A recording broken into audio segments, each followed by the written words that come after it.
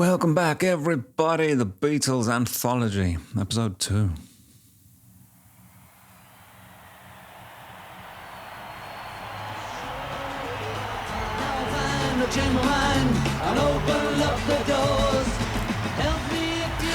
I've really enjoyed watching last week's episode. I found it's giving me more fuel for the fire, you know, just like Taylor does, really. Making me think about my song structures more, harmonies or the melodies. I mean, we don't know. It may be next week, it may be 2 or 3 years, but I think we'll be in the business either up there or down there for at least another 4 years. You can be big-headed and say, yeah, we're going to last 10 years. But as soon as you've said that, you think, you know, we're lucky if we last 3 months, you know. Wow. Probably the thing that John and I will do will be write songs as we have been doing as a sort of sideline now. We'll probably develop that a bit more. But before they showed evidence of that, I still had to have an album out. And so what I did was, I mean, I'd been up to the Cavern and I'd seen what they could do. I knew their repertoire, I knew what they were able to perform. And I said, let's record every song you got. Come down to the studios and we'll just whistle through them in a day. Here we go. You're right. Get this bloody little mic out of the way. Don't be nervous, John. Wow. Nervous. Don't be nervous. Then take 7. 1, 2, 3, 4! I forgot how much I love the Beatles, man. Like, Well, she was just 17. You know what I mean. Chains, my baby's got. man, they were just so good, weren't they? You know, like melodies, songs. I mean, I know some of these early ones are covers, but they're just so good in every dimension, I think. I suppose it's easy to, probably the same as with Taylor, you know, that it's easy to think, oh, maybe they're overrated, you know, maybe they weren't that much of a big deal. And some people are going to dislike them perhaps because they're a big deal, right? I saw something recently, it might have been Carl Jung, who was speaking about the life unlived, and he said it's often the people that criticise people's success the loudest. I'm badly paraphrasing this as usual, but it's usually that they had that in them, or maybe not that level of talent or whatever, you know, but they failed to listen to that voice inside, you know, the voice that calls you to adventure, the voice of God, you know, the voice of the universe, or whatever you want to call it, the voice of the self. They failed to ignore that, or perhaps through no fault of their own, you know, were unable to pursue that avenue in their life, and then they sort of become the loudest critics, you know, of, well, because we all know people like it, don't we, you know, they become bitter, I suppose, or resentful, and that's a dangerous thing, isn't it, to become, I know lots of people that are in the middle age or before, you know, or even older, they become bitter and resentful at the world, you know. And I think it may be because they were not able to pursue, or chose not to pursue, what was really meaningful to them. And maybe that's what they criticise the most, do you think? But anyway, I forgot how much I loved the Beatles, and it's making me want to just go back and listen to their records, you know, again and again. And I did watch Get Back when it came out, 4 years ago, and that gave me a little resurgence then in it.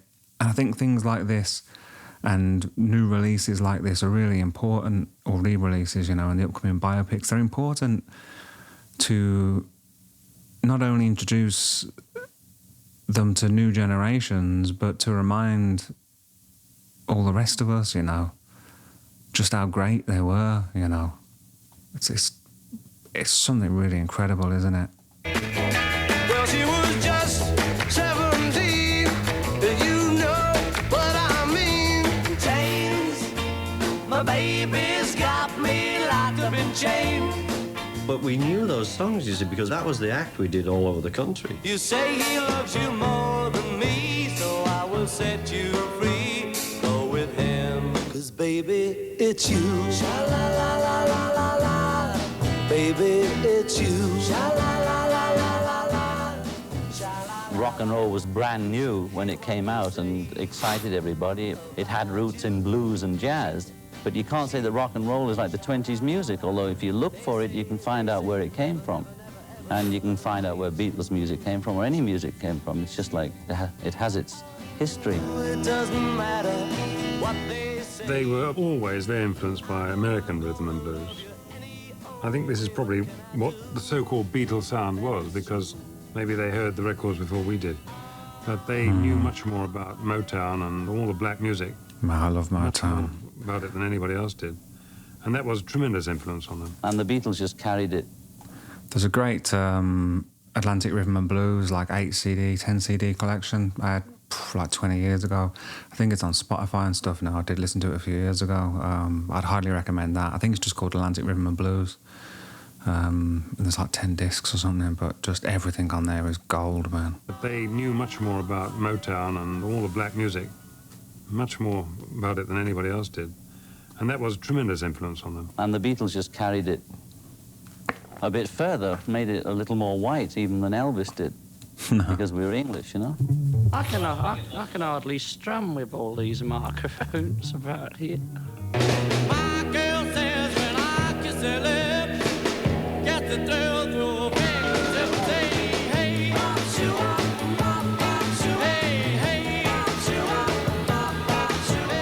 And we'd all say, well, what about this, what about this? Because basically this album was just what we did live in the clubs. Do you want to know a secret? Track 2, take 8. Should we just do it on the second verse, like we said? Okay, so we wait. listen. Do you want to know a secret? Do you promise not to tell? Whoa, whoa, closer. The first album was recorded in one long 12-hour session, which the last song... Incredible, isn't it? was Wow. a song called Twist and Shout, which nearly killed me. I mean, you can hear that I'm just some frantic guy, you know, doing his best, but it's about the nearest it could get to knowing what we sounded like before we became the clever Beatles. Well, shake it up, baby, now. Shake it up, baby. Twist and shout. John had to save Twist and Shout till the last, and he was sucking Zoobs all day, those little throat tablets. And he finally had to do Twist and Shout, knowing he had to do it last because it would just rip his throat apart to do it. It was great. You can still hear that on the record. Looks so good. You know you got me going now. Got me going. Just like I knew you would. Like I knew you would. Well, shake it up, baby, now. Shake it up, baby. Twist and shout. Twist and shout. Come on, come on, come on, come on, baby, now. Come on, baby. Come on and work it on out. Work it on out. You know you twisted little girl. Twist little girl. You know you twist so fine. Twist so fine. Come on and twist a little closer now. Twist a little closer. Let me know that you're mine. Know you're mine.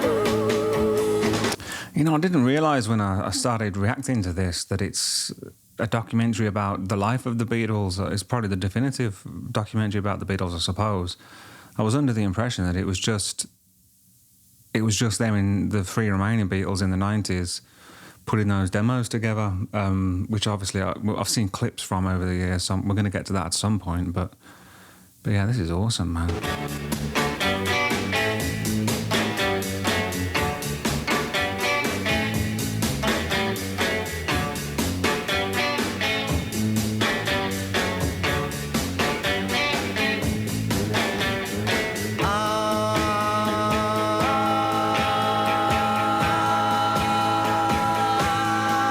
Yeah, this is like Taylor used this kind of thing in Opalite, didn't she, to great effect. Shake it up, baby. Twist and shout. Twist and shout. Come on, come on, come on, come on, baby, now. Come on, baby. Come on and work it on out. Work it on out. You know you twist a little girl. Twist a little girl. You know you twist so fine. Twist so fine. Come on and twist a little closer now. Twist a little closer. Let me know that you're mine. Know you're mine. But take it, baby, now. Shake it up, baby.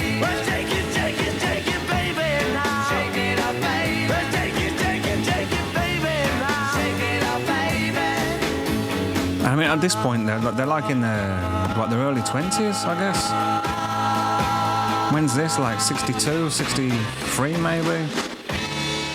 We started at 10 o'clock in the morning, finished 11 at night. And 19 to 22, 23 or something. That's it. That's a Jeez, that's incredible, isn't it? When we used to do it all in one day. Those Arthur Howe touring shows where you'd have quite a number of people on the bill. You know, Roy Orbison, Tommy Rowe, Jerry and the Pacemakers, Helen Shapiro, whoever, but there'd be a number of people on the bill and everybody got like 12 minutes, 15 minutes, 20 minutes, whatever. And it was really just in that length of time, you know, all anybody could do was plug their hit records, the ones that the audience knew. With Helen Shapiro, it was really embarrassing because we were quite happy just to be on the first nationwide tour of the proper theatres. She was kind of established, she'd been around, had a bunch of hits, and we were quite happy just to be on that tour, but it was embarrassing because I think Please Please Me got to #1 right while we were on the road. And all the people coming to the show in the concert were just waiting for the Beatles, and it was kind of embarrassing. But she was very nice person. I think it was the tour after that when it was Tommy Rowe and Chris Montez and the Beatles. They moved us to being, you know, actually closing the first half of the show. We were performers in Liverpool, Hamburg, and around the dance halls, you know, and what we generated was fantastic. And there was nobody to touch us in Britain. There's a place.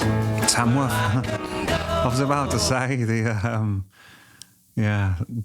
Well, that's where, just outside of Birmingham, that's where I went to high school, and there's the venue there called the Assembly Rooms, which I've played a few times. Got some footage of me playing there actually, and at least one, actually a couple of bands, I think, about 3 bands maybe. Now I think about it over a period of time, but yeah, they played the Assembly Rooms. I think they might have a poster in there still of when they played there in the early '60s. So yeah, that was pretty cool. You know, I guess maybe I was like 20. I think maybe the first time I played there, and yeah, the dressing rooms and everything at the stage is exactly the same as it has been for like 100 years. You know, so. Yeah, that was pretty cool. They moved us to being, you know, actually closing the first half of the show. We were performers in Liverpool, Hamburg, and around the dance halls, you know, and what we generated was fantastic. And there was nobody to touch us in Britain. I didn't expect it to be so high on the list, you know, after the second one after Liverpool. Wow. We never stopped anywhere. You know, if we were in Elgin on a Thursday, and we needed to be in like Portsmouth on Friday, you would just drive. No, we didn't know how to stop this van. I think of you. Neil would drive, and there'd be the passenger seat, and then the 3 of us would sit in the bench seat, whichever 3, you know. The rest of us would sit on this bench seat, which was pretty miserable. And we would just go everywhere in this van. And the kit would, you know, and the amps, everything would fit in. Some nights it was so foggy that you would be doing a 1 mile an hour, and you'd still just keep going. It was like, you know, like homing pigeons. We just had to keep getting home. We knew this guy, Mal, because he used to come, he worked for the GPO, and he used to come and be a part-time bouncer on the Cavern. We got to know him, and somebody suggested he drive for us. So he drove us a couple of times when Neil could make it, and then there was so much happening, we needed another person, so we just employed him full-time. I do remember, however, one moment, we were going up the motorway, and the screen got knocked out by a pebble. So Mal just put his hat on backwards, just punched the windscreen out completely, and like drove, you know. But of course, this was winter in Britain, and it was freezing. And because it was fog, he was having to look for the curb all the time, all the way up to Liverpool. You know, it's like 200 miles. Wow. So we were very, very cold. And I remember what we did was we lay on each other with a bottle of whiskey. And then when the one on the top got so cold, he was like hypothermia was setting in. It was his turn to get on the bottom, and then, you know, we'd warm each other up that way, keep swigging the whiskey. It was quite an image, you know. If, you know, you'd think, you know, people think stardom and it's glamorous, you know. There's us freezing, laying literally on top of each other. Oh, yeah, we were tight. I think it just goes to show, I mean, this is an extreme story, isn't it? But the amount of shows that they played in Hamburg, the amount of hours they played, the amount of shows they then did in England, you know, before they blew up. Obviously, there's something magical about these four dudes and the combination of these four dudes, but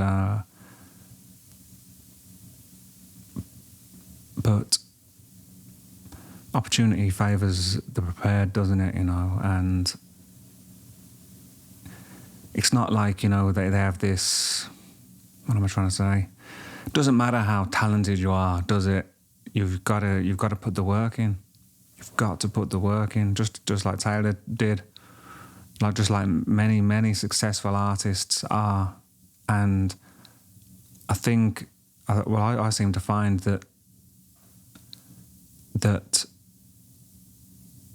it is possible to have success without that, but longevity is, there's just no chance, is there? You know, there's just no chance, because if you are as practiced as, you know, these dudes are, then it's strong foundations. That's what you need, isn't it? Rome wasn't built in a day.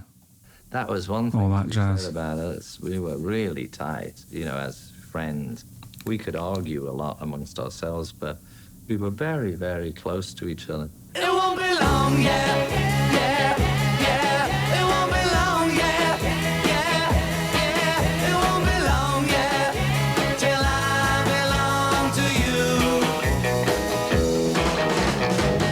Every night when everybody has fun, here am I sitting all on my own. It won't be long, yeah, yeah, yeah. It won't be long, yeah, yeah, yeah. It won't be long, yeah, till I belong to you. Since you left me, I'm so alone. Now you're coming on home. I'll be good like I know I should. You're coming home, you're coming home. Every night the tears come down from my eyes. Every day I've done nothing but cry.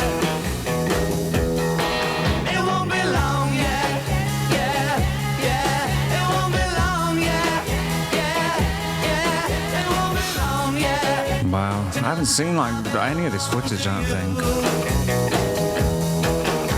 or very little of it anyway.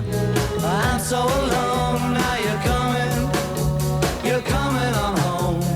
I'll be good like I know I should. You're coming home, And from preparation comes confidence, doesn't it? You know, every day we'll be happy, I know. they knew they were good, you know. Now I know that you won't leave me no more. They knew they were great. It won't be long, yeah, yeah, yeah. It won't be long, yeah, yeah. It won't be long, yeah, till I belong to you.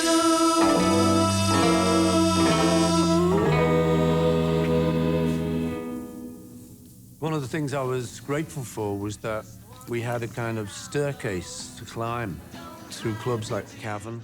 Thanks for watching. If you would like access to the full thing and loads of other extended content, Taylor Swift, One Direction, Miley Cyrus, videos of me playing my songs and others, link in description.